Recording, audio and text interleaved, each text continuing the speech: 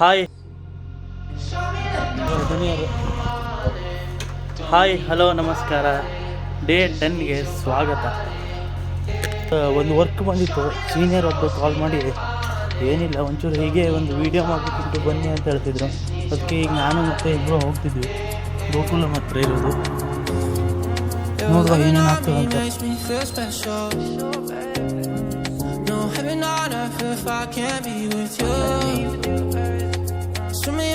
So I can't tell the truth. I got so high, oh I can't leave. I got your body all over my mind.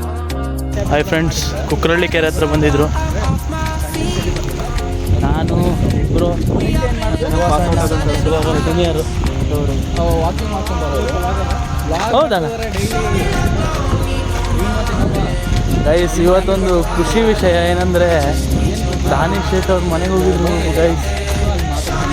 Bengaluru ಅವ್ರ ಮನೇಲಿ shoot ಇದ್ದಿದ್ದು. ಅವ್ರ ಅಮ್ಮ ಈಗ ಹೋಗ್ತಾ ಇದ್ದಾರೆ ಮುಂದ್ಗಡೆ. ಅವ್ರದ್ದೇನೋ ಒಂದು ಕಂಟೆಂಟ್ ಶೂಟಿಗೆ ಬಂದಿದ್ದು. ಇವರು ಸುಹಾಸಣ್ಣ ಕರ್ಕೊಂಡು ಬಂದರು. ಸುಹಾಸಣ್ಣ ನೋಡಿ ಗೈಸ್, ಸಿಕ್ಕಾಪಟ್ಟೆ ಖುಷಿ ಇವತ್ತು. ತುಂಬ ಅನ್ಎಕ್ಸ್ಪೆಕ್ಟೆಡ್.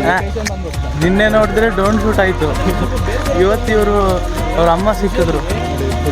ನೋಡಿ ಗೈಸ್, ಇವಾಗ ನಾವು ಒಂದು ಕೆಫೆಗೆ ಬಂದಿದ್ದೇವೆ ಗೈಸ್. ಶೂಟ್ ಎಲ್ಲ ಆಯಿತು ಜಸ್ಟ್ ಇನ್ ಫ್ರಂಟ್ ಆಫ್ ವೈಟಿ.